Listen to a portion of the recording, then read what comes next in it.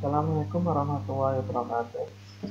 Pada kesempatan kali ini kita akan mengenalkan mengenai ilmu yang mungkin jarang dijumpai di bidang teknologi laboratorium medis, yaitu pengantar bioinformatika. Apa itu bioinformatik? Bioinformatik itu merupakan gabungan dari beberapa ilmu pengetahuan, termasuk di sini adalah biologi, bioteknologi, molekular biologi, yang didukung oleh informasi teknologi atau teknologi informasi, kemudian komputerisasi maupun internet. Nah, tujuannya apa? Tujuan dari bioinformatik adalah untuk memahami kehidupan organisme dari segi bioinformasi biologis, terutama di sini menggunakan data-data biologi molekular yaitu DNA, RNA maupun asam amino. Kemudian elemen dari bioinformatika sendiri di sini termasuk ada database DNA, kemudian database protein, database transkripsi RNA, kemudian analisa kesamaan, ada metode juga untuk menganalisa kesamaan atau homologi sequence, kemudian pencarian pola atau pattern. Kemudian untuk memprediksikan suatu fungsi gen atau struktur dari protein. Sejarahnya bioinformatika ini ilmu yang memang relatif baru. Penggunaan komputer untuk data biologi yang besar dan untuk membantu bidang struktural biologi, misalnya X-ray, kristalografi, dan lain-lain. Kita tentu masih paham bahwa komputer sendiri berkembang sekitar tahun 1990-an sampai sekarang besar-besarnya tahun 2010 sampai 2020 komputer juga sangat berkembang, dan ini dimanfaatkan oleh ahli-ahli teknologi termasuk ilmuwan biologi untuk mengkomputasikan informasi-informasi genetik yang ada di DNA. Kemudian sejarahnya sendiri ada International Society for Computational Biology. Ini merupakan komunitas yang dibuat untuk menganalisa informasi dari genetik. Kemudian tahun 1997 jurnal Computational Application in the Bioscience diterbitkan oleh Oxford University Press, dirubah namanya menjadi Bioinformatics. Ini merupakan jurnal yang pertama kali dipublikasikan mengenai informasi DNA. Kemudian tahun 2001 Jepang mendirikan Computational Biology Research Center, pusat khusus bioinformatika pertama di Jepang. Kemudian bioinformatika di Indonesia sendiri dimulai pada tahun 2005, yaitu adanya seminar dan workshop bioinformatik oleh LIPI pada bulan tanggal 17 Maret 2005. Kemudian disusul ada workshop nasional bioinformatik di UNS Surakarta.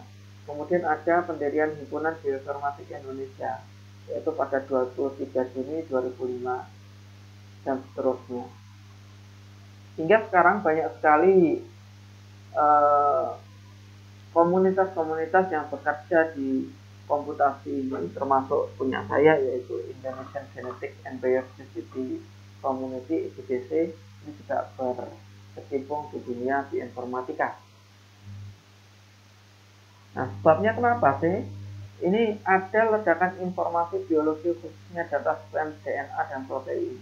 Bayangkan tahun 1995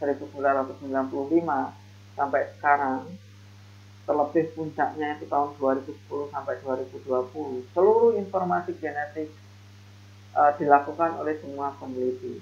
Ya.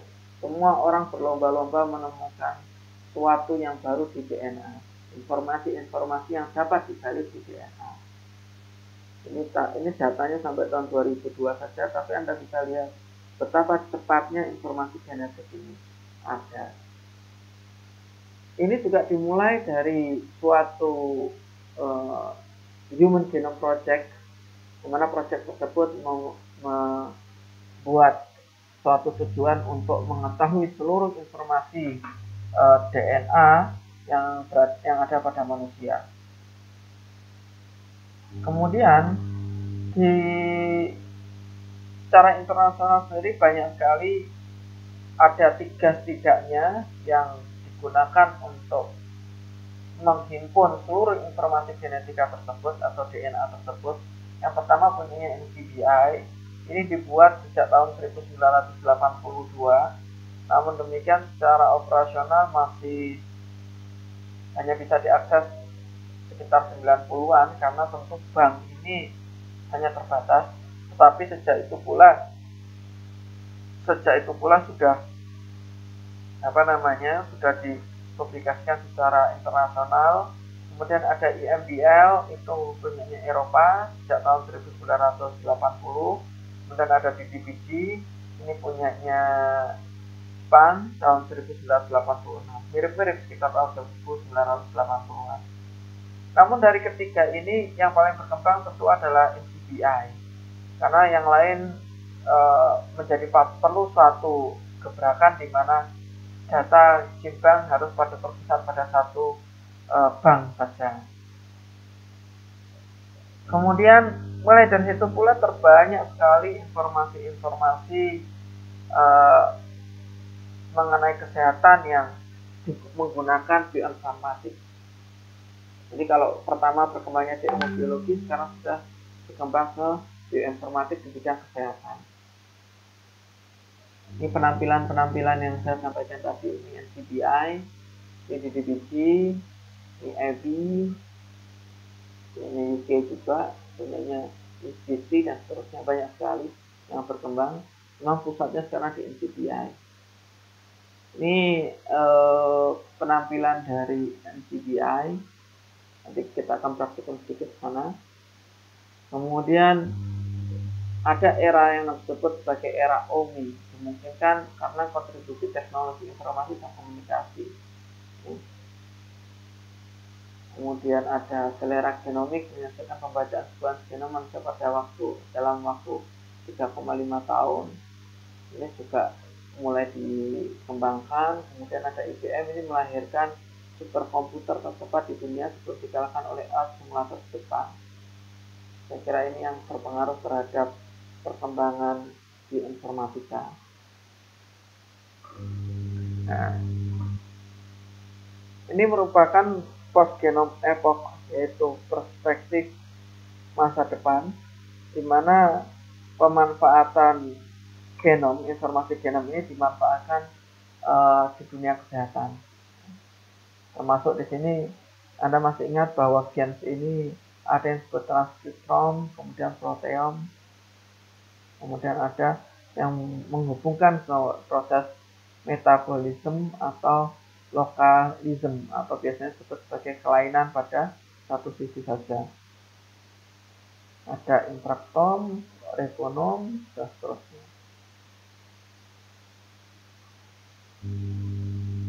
Nah, perusahaan-perusahaan ini mulai mengembangkan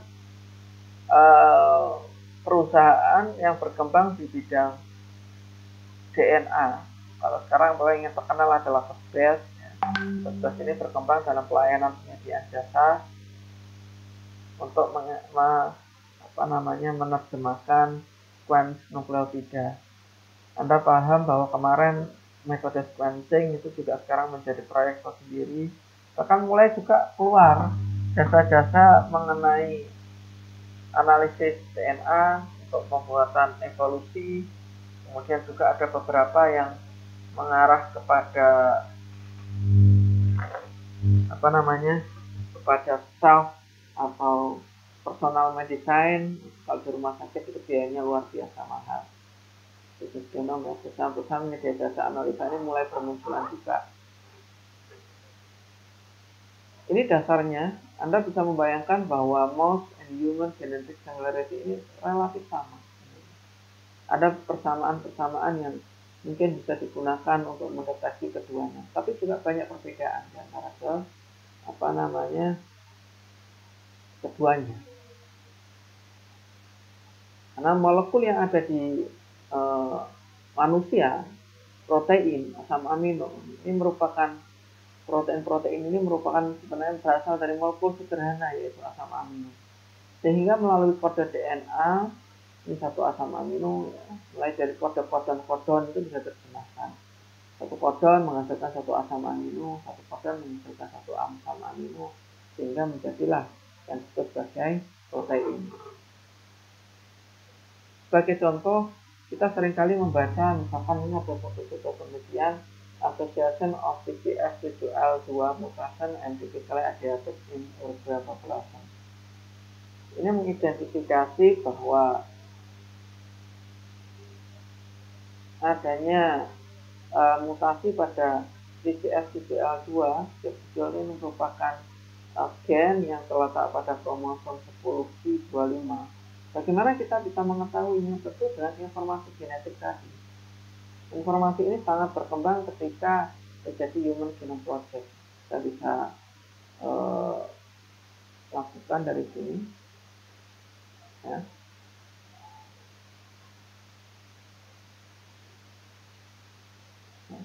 Kita bisa praktekkan. Dan kita ini ada jurnal tadi, kemudian kita bisa buka NCBI. Ini tampilan awal NCBI kan seperti ini.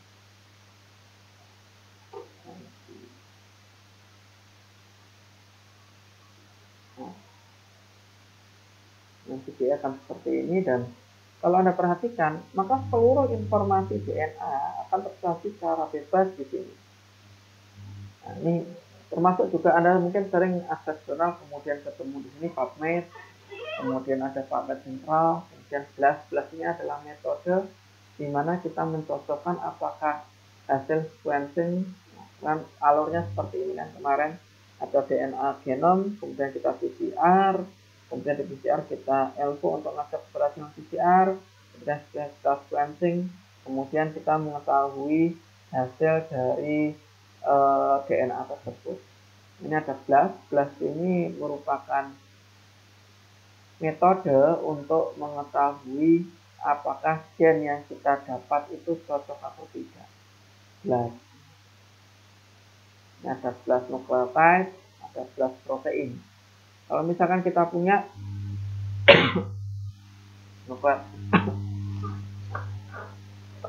hasil sequencing, kita ambilkan dari sini saja. Misalkan kita punya di sini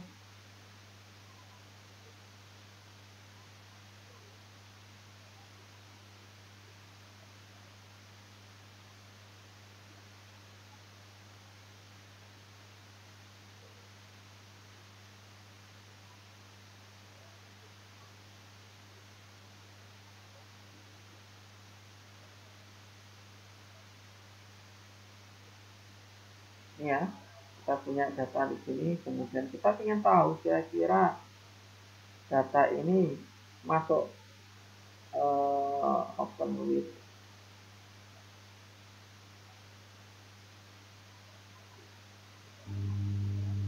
ini ada sequence DNA, kira-kira gen ini masuk gen apa, kita bisa copy paste ke sana, kemudian kita masukin ke sini.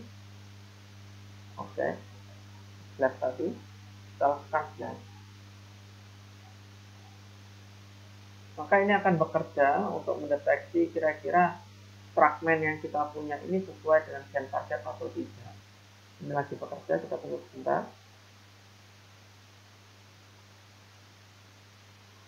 Ini BLAST.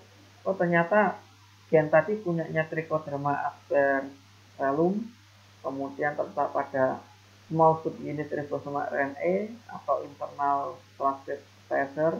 Ini biasanya seringkali disebut sebagai ITS.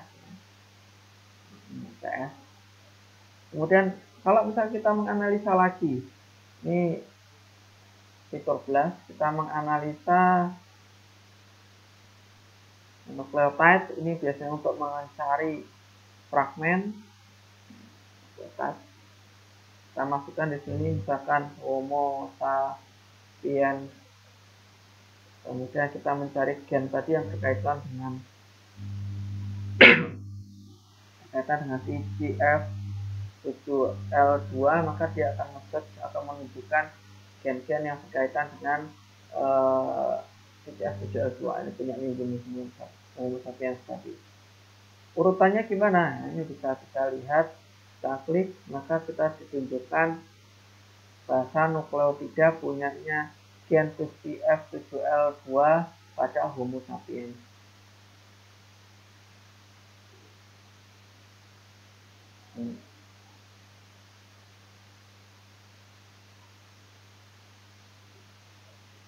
Mana DNA-nya? Keluar.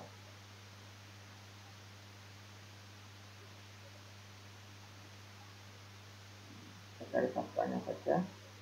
Ya, dari ini 6000 sama sekali. Struktur DNA-nya. Sama sekali. Kita bisa bayangkan segini saja bisa segini panjangnya satu gen, apalagi gen yang panjang tadi. Kita juga bisa mencari melalui genom. Karena Human Genome Project itu sudah selesai, informasi sudah kita dapatkan, sehingga kita bisa melakukan menganalisa itu secara bebas. Contoh ya.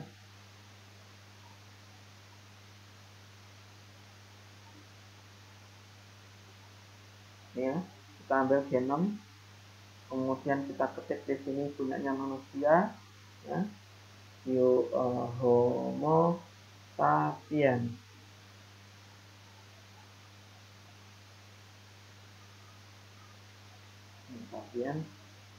Kemudian di sini sudah ada kromosom mulai dari kromosom nomor 1 sampai kromosom nomor Y. Tentu Anda masih ingat belang-belang seperti ini ada hitam putih. Kalau hitam itu merupakan eukromatin, yang putih merupakan heterokromatin.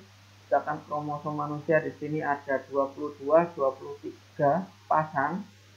Ini XY dipisahkan. Kalau berarti di sini 1 sampai 22 berarti dia ada kromosom homolog, sehingga jumlah kromosom manusia adalah 46. Kita ambil kromosom yang tadi, contoh di slide saya, bahwa DNA ini terletak pada kromosom nomor 10 lengan panjang, kemudian region 2, kemudian di sini ada band 5. Kita ambil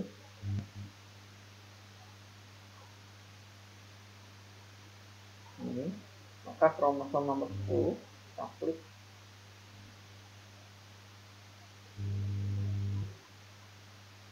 Mohon maaf internetnya agak lama.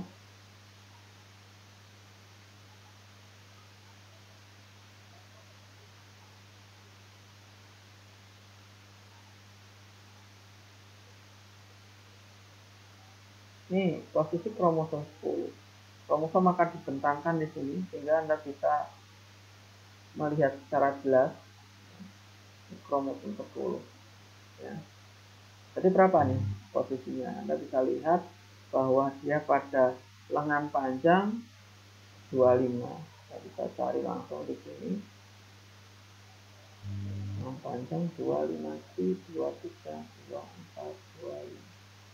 Tapi region 2, gen 5, bukan, kita nggak tahu gen. Kita tahu urutannya di sini, kita bongkar. Atau kita mau di sini CCF7L2. Ini sudah ada ya.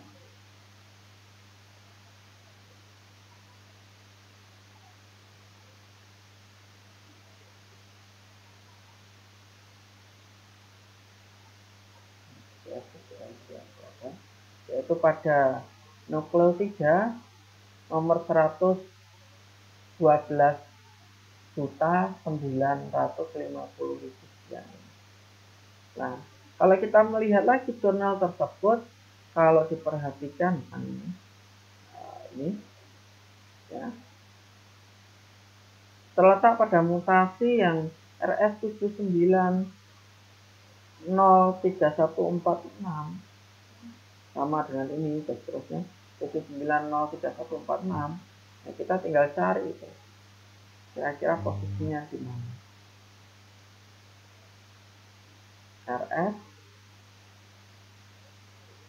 719, kita bisa cari dari faktor dari gimana tadi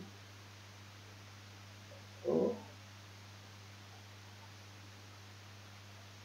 7903146, 790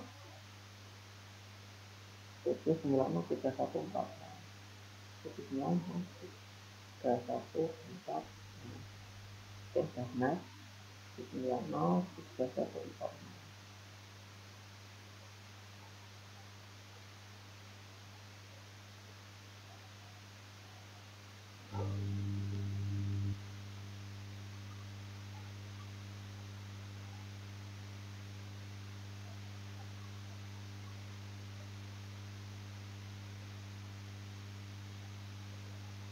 Nama scannya sampai di sini.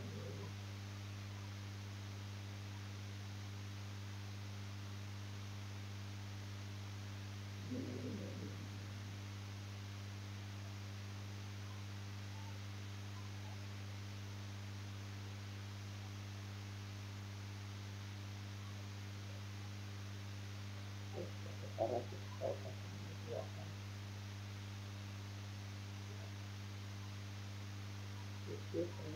pada itu jadi kurang ke kiri, kita ambil ke kiri.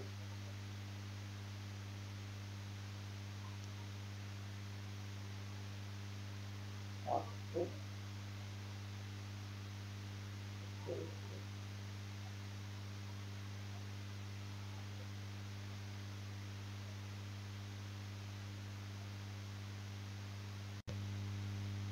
aplikasi dari bioinformatik juga bisa digunakan untuk membuat filogenetik. Itu hanya satunya sendiri, ya, filogenetik, yaitu mengetahui ancestor atau kekerabatan dari virus atau organisme. Ini contohnya adalah coronavirus. Ini kita mengetahui bahwa macam dari coronavirus ini banyak sekali. Yang perlu digarisbawahi adalah percayalah bahwa yang namanya evolusi itu ada. Evolusi ada. Kalau di Indonesia coronavirus ada pada fase ini. Sehingga diketahui juga bahwa beberapa coronavirus itu memiliki beberapa jenis. Alpha coronavirus, beta coronavirus, kemudian ada gamma, ada delta. Ini yang menginfeksi mamalia itu adalah alpha sama beta, sedangkan gamma, delta itu menginfeksi burung dan ikan. Dan transkriptom ini mengetahui ekspresi suatu gen pada daerah tertentu ini menggunakan mikroRNA. Jadi tidak akan bahas lebih lanjut di pengenalan bioinformatik. Pada minggu depan mungkin bioinformatik agak lebih jauh lagi. Assalamualaikum warahmatullahi wabarakatuh.